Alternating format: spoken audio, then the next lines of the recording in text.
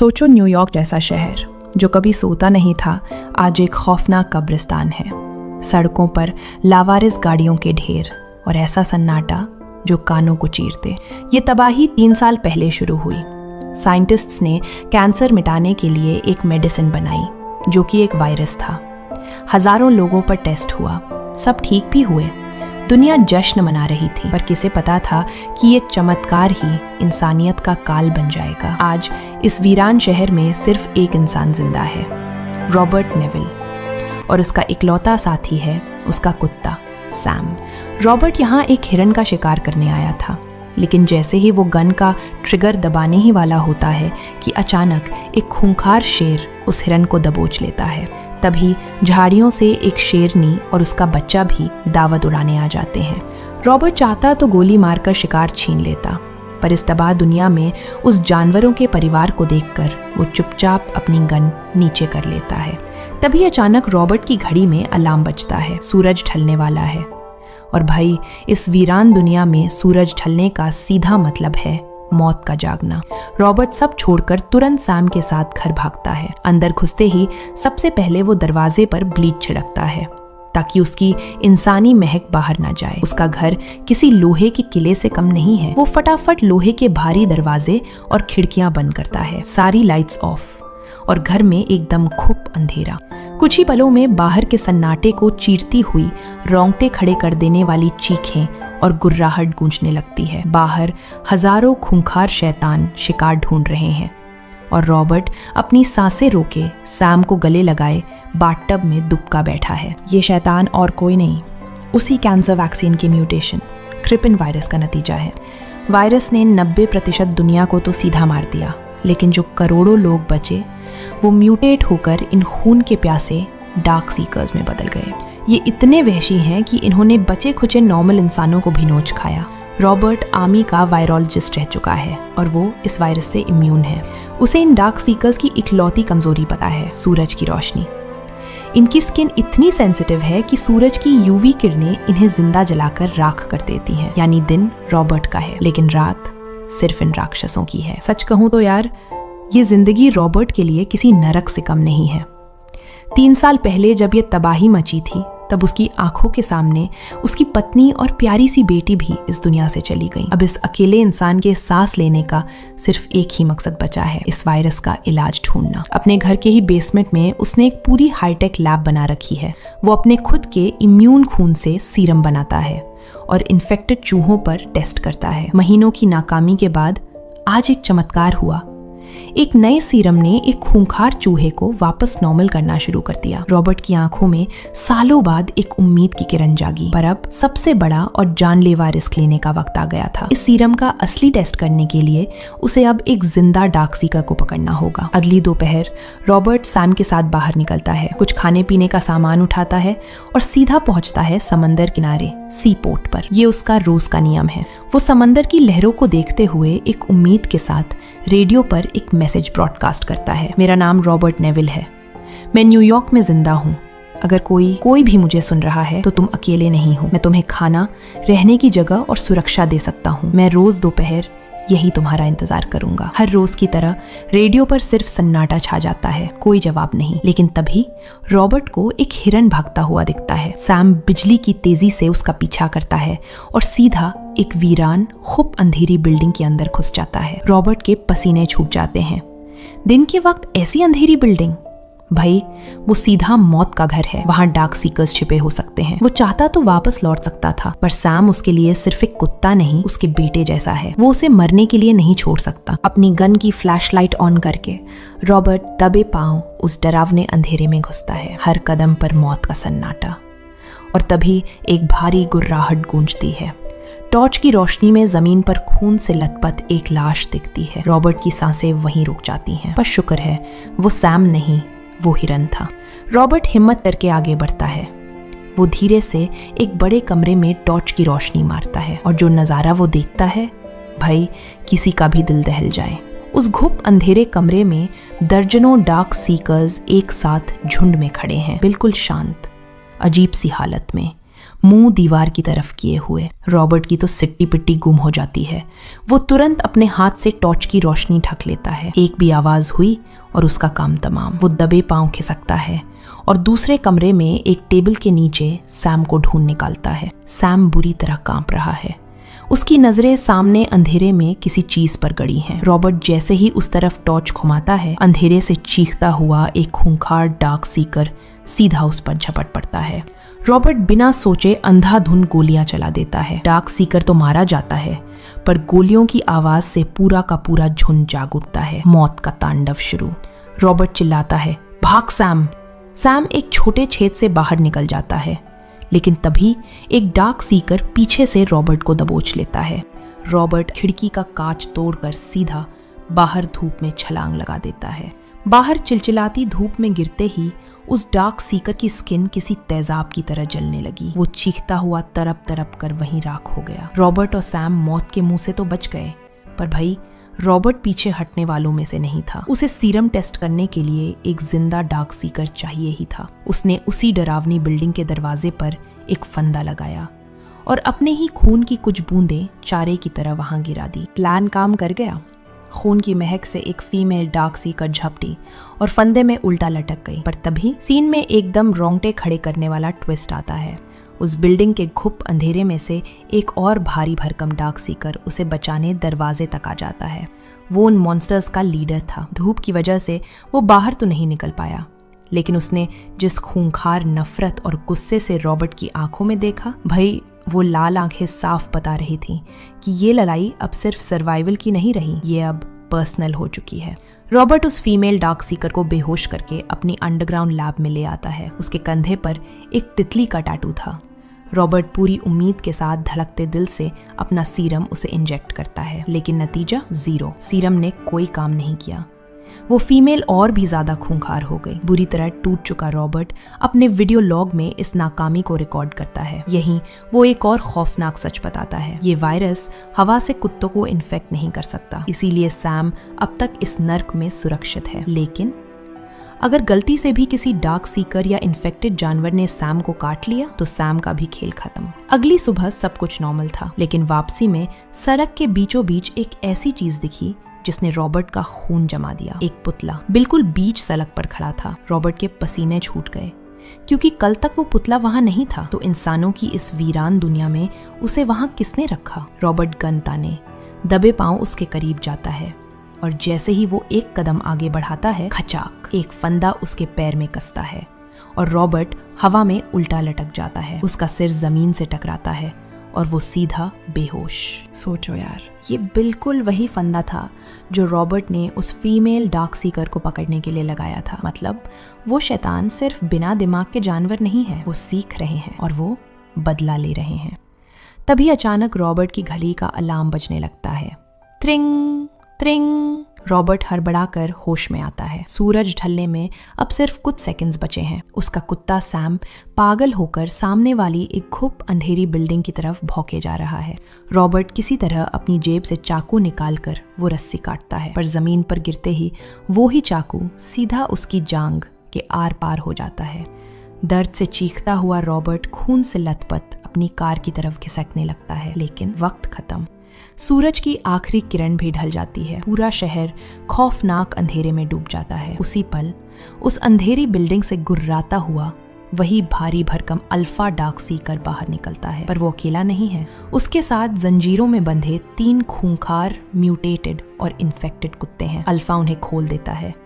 वो खून के प्यासे कुत्ते रॉबर्ट पर झपटते हैं। एक कुत्ता रॉबर्ट की गर्दन उड़ाने ही वाला होता है कि तभी सैम छलांग लगाता है और उस खूंखार म्यूटेटेड कुत्ते से भिड़ जाता है। अपने कुत्ते को बचाने के लिए रॉबर्ट कार से गन निकालता है और एक कुत्ते का भेजा उड़ा देता है, पर तब तक तीसरा खूंखार कुत्ता रॉबर्ट पर पूरी तरह हावी हो जाता है। सैम अपनी जान पर खेलकर रॉबर्ट को बचा तो लेता है, पर इस खौफनाक लड़ाई में एक इन्फेक्टेड कुत्ता सैम को काट लेता है। रॉबर्ट बदहवास होकर सैम को गोद में उठाकर सीधा अपनी लैब में भागता है। वो कांपते हाथों से अपनी आखिरी वैक्सीन सैम को लगाता है और उसे अपने सीने से चिपकाकर रोने लगता है। पर यार, कुछ नहीं होता। वायरस जीत जाता है। सैम के बाल झड़ने लगते हैं। उसकी आंखें खूंखार होने लगती हैं और वो रॉबर्ट पर ही गुर्राने लगता है। टूट चुका रॉबर्ट रोते हुए अपने उसी इकलौते दोस्त का गला अपने ही हाथों से घोट देता है, जिसने इतने सालों तक उसे इस नर्क में जिंदा रखा था। अगली सुबह सैम को दफनाने के बाद रॉबर्ट के अंदर जीने की कोई चाहत नहीं बचती। अब सिर्फ और सिर्फ बदले की आग है। रात के खुप अंधेरे में वो अपनी कार लेकर सी पोर्ट पहुंचता है। इस बार वो छुपता नहीं है। वो अपनी कार की तेज हेडलाइट्स ऑन करता है और सामने मौजूद सैकड़ों डार्क सीकर्स के झुंड में अपनी गाड़ी फुल स्पीड से घुसा देता है। वो उन्हें गाजर मूली की तरह कुचलता है, पर मॉन्स्टर्स की तादाद इतनी ज्यादा है कि वो रॉबर्ट की भारी भरकम कार को खिलौने की तरह हवा में पलट देते हैं। रॉबर्ट खून से लथपथ कार में फंसा है। एक डार्क सीकर उसे नोचने ही वाला होता है कि तभी एकदम आंखें चुंधिया देने वाली तेज फ्लैशलाइट चमकती है। डार्क सीकर्स चीखते हुए पीछे हटते हैं। कोई रॉबर्ट को घसीटकर अपनी गाड़ी में डालता है। बेहोश होने से ठीक पहले रॉबर्ट लड़खड़ाती जबान में कहता है, रात में मेरे घर मत जाना, उन्हें ठिकाना पता चल जाएगा। और उसकी आंखें बंद हो जाती हैं। सुबह जब रॉबर्ट को होश आता है तो वो अपने ही घर के बिस्तर पर है। उसके पैर पर टांके लगे हैं। वो अपनी गन उठाकर दबे पांव किचन में जाता है और जो देखता है उसके कदम वहीं जम जाते हैं। सालों बाद वो किसी दूसरे इंसान को देख रहा था। वही लड़की जिसने उसकी जान बचाई थी एक छोटे बच्चे के साथ खड़ी है। वो बताती है, मेरा नाम एना है और ये ईथन है। हमने तुम्हारा रेडियो मैसेज सुना था। हम मैरीलैंड से आए हैं और अब सीधा वर्मोंट जा रहे हैं। वहाँ एक सेफ जोन है जहाँ हमारे जैसे और भी इंसान जिंदा हैं। Safe zone? सर्वाइवर्स? ये सुनकर रॉबर्ट को गुस्सा आ जाता है। वो चिढ़कर कहता है, तुम्हें किसी ने गलत जानकारी दी है। अब इस दुनिया में कोई कोना सुरक्षित नहीं बचा और ना ही कोई इंसान। पर एना हार नहीं मानती। वो बताती है कि वर्मोंट की बर्फीली पहाड़ियों में एक कॉलोनी है। ये वायरस ठंड बर्दाश्त नहीं कर सकता, इसीलिए वहाँ इंसान सुरक्षित है। रॉबर्ट गुस्से में अपने कमरे में चला जाता है, पर कुछ देर बाद उसका दिल पिघलता है। वो अपनी बदतमीजी के लिए माफी मांगता है। एना की कहानी भी रोंगटे खड़े करने वाली है। वो और ईथन एक पानी के जहाज पर छुपे थे, पर डार्क सीकर्स ने वहाँ कत्लेआम मचा दिया और सिर्फ ये दोनों ही बच पाए। एना चाहती है कि रॉबर्ट उनके साथ चले, पर रॉबर्ट अड़ा हुआ है। ये मेरा शहर है और मैं यहाँ से तब तक नहीं जाऊंगा जब तक इस वायरस को जड़ से मिटा न दूं। थोड़ी देर बाद रॉबर्ट उन्हें लेकर उस जगह जाता है जहां वो फंदे में फंसा था। वो सन्न रह जाता है। डार्क सीकर्स ने बिल्कुल वही जाल बिछाया जो रॉबर्ट ने बनाया था। रॉबर्ट को अब तक लगता था कि ये सिर्फ खून के प्यासे जानवर हैं, लेकिन अब उसे समझ आ रहा है कि वो गलत था। वो शैतान अब सिर्फ शिकार नहीं कर रहे थे, वो सोच रहे थे। उनके अंदर गुस्सा था, नफरत थी और बदला लेने की तड़प थी। रॉबर्ट ने अनजाने में उनके लीडर की खास फीमेल डार्क सीकर को चुराकर एक ऐसी आग लगा दी थी जो अब उसका पूरा वजूद भस्म करने वाली थी। एना की एक बात रॉबर्ट के दिमाग में घर कर गई। डार्क सीकर्स विकसित हो रहे हैं। तभी पूल में नहाते हुए नन्हे ईथन ने कहा, ये पानी बहुत ठंडा है। और बस रॉबर्ट के दिमाग की बत्ती जल उठी। उसने आव देखा न ताव सीधा लैब में भागा। एना ने कहा था कि वायरस ठंड बर्दाश्त नहीं कर सकता, इसलिए रॉबर्ट ने उस फीमेल डार्क सीकर को बर्फ की सिल्लियों पर लिटा दिया। जैसे ही उसका बॉडी टेम्परेचर गिरा, रॉबर्ट ने धड़कते दिल से उसे अपनी वैक्सीन इंजेक्ट की। ये उसका आखिरी दाव था। लैब में एना की नजर उन सैकड़ों तस्वीरों पर पड़ी जो दीवार पर लगी थी। ये उन डार्क सीकर्स की फोटोज थीं जिन्हें रॉबर्ट ने ठीक करने की कोशिश की थी, पर वो सब मारे गए। रॉबर्ट की आंखों में उस नाकामी का गहरा दर्द साफ दिख रहा था। शाम हुई तो रॉबर्ट ने ईथन को अपनी बेटी के कमरे में सुला दिया। बाहर अंधेरा गहरा रहा था और रॉबर्ट हमेशा की तरह लोहे के दरवाजे लॉक कर रहा था। एना ने एक बार फिर उसे साथ चलने को कहा। रॉबर्ट भड़क उठा। तुम्हें कैसे पता कि वहां कोई बचा है? किसने बताया तुम्हें? एना ने शांति से जवाब दिया, ईश्वर ने। उसने कहा, ईश्वर ने ही मुझसे रेडियो ऑन करवाया। उन्होंने ही मुझे सही समय पर तुम्हारे पास भेजा ताकि तुम्हारी जान बच सके। रॉबर्ट, अगर तुम ये शोर मचाना बंद करो और शांति से सुनो तो तुम्हें उनकी आवाज़ सुनाई देगी। वो तुम्हें बताएंगे कि आगे क्या करना है। रॉबर्ट खामोश हो गया।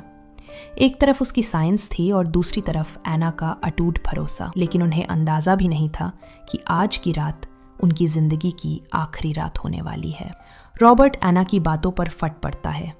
कोई भगवान नहीं है, ये सब हमारी गलती है और इसे हमें ही सुधारना होगा। लेकिन तभी बाहर से सन्नाटे को चीरती हुई एक जोरदार आवाज आती है। रॉबर्ट का दिल बैठ जाता है। वो एना से पूछता है, क्या तुम मुझे रात के अंधेरे में यहाँ लाई थी? एना का हाँ कहना रॉबर्ट के लिए मौत का फरमान था। डार्क सीकर्स को रॉबर्ट का ठिकाना मिल चुका है। रॉबर्ट खिड़की से बाहर झांकता है और भाई नज़ारा रोंगटे खड़े कर देने वाला है। सैकड़ों की तादाद में डार्क सीकर्स किसी सैलाब की तरह उसके घर की तरफ बढ़ रहे हैं। रॉबर्ट तुरंत घर के बाहर लगी high power flash lights on करता है। यूवी किरणों से डार्क सीकर्स की खाल जलने लगती है, लेकिन वो रुकते नहीं। वो अपनी जान की परवाह किए बिना लाइट्स को चकनाचूर कर देते हैं। अब रॉबर्ट अपना आखिरी इक्का फेंकता है। उसने घर के चारों तरफ गाड़ियों में बम फिट कर रखे थे।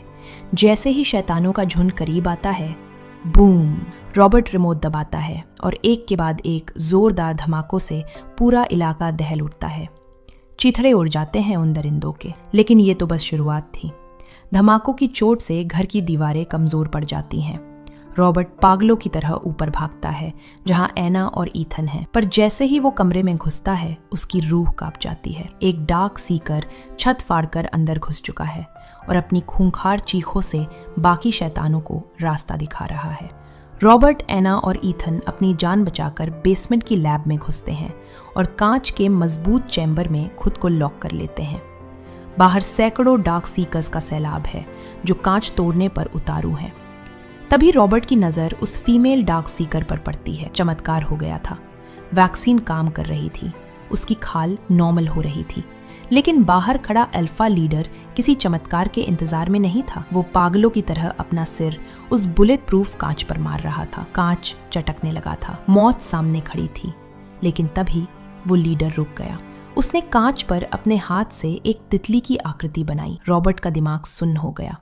उसे याद आया, जिस फीमेल का वो इलाज कर रहा था उसके हाथ पर भी तितली का टैटू था। उस पल रॉबर्ट को एक खौफनाक सच समझ आया। ये डार्क सीकर्स कोई बेअकल जानवर नहीं थे। ये मानव विकास का एक नया और डरावना रूप थे। इनके अंदर भी प्यार था, परिवार था और अपने साथी को बचाने की तड़प थी। रॉबर्ट के लिए वो मॉन्स्टर थे, लेकिन उनके लिए रॉबर्ट एक मॉन्स्टर था जो उनके अपनों को किडनैप करके लैब में तड़पा तड़पा कर मार रहा था। रॉबर्ट एना से कहता है, मैं ईश्वर का आदेश मान रहा हूं। वो चैम्बर का दरवाजा खोल देता है। पूरा कमरा खूंखार दरिंदों से भर जाता है। रॉबर्ट अपनी गन नीचे डाल देता है और उस फीमेल को उनके हवाले कर देता है। वो लीडर रॉबर्ट के चेहरे के पास आकर एक डरावनी गुर्राहट छोड़ता है, जैसे कह रहा हो, हमें हमारे हाल पर छोड़ दो। वो अपनी साथी को चूमता है और उसे बाहों में उठाकर अपने कबीले के साथ अंधेरे में ओझल हो जाता है। रॉबर्ट की आंखों में आंसू हैं। उसे अपनी गलती का एहसास हो चुका है। अगली सुबह वो न्यूयॉर्क के उस सन्नाटे को हमेशा के लिए पीछे छोड़ देता है। वो एना और ईथन के साथ वर्मोंट की बर्फीली पहाड़ियों की ओर निकल पड़ता है, एक नई उम्मीद और एक नए सबक के साथ। कभी कभी असली मॉन्स्टर वो नहीं होते जिनसे हम डरते हैं, बल्कि वो होते हैं जो खुद को हीरो समझते हैं। अगर ये कहानी आपके दिल तक पहुंची हो तो एक लाइक आपकी तरफ से ज़रूर बनता है। ऐसी ही इंटेंस और डार्क सर्वाइवल कहानियों से जुड़े रहने के लिए चैनल को सब्सक्राइब कर लीजिए। हम मिलेंगे एक और भयंकर तबाही के साथ।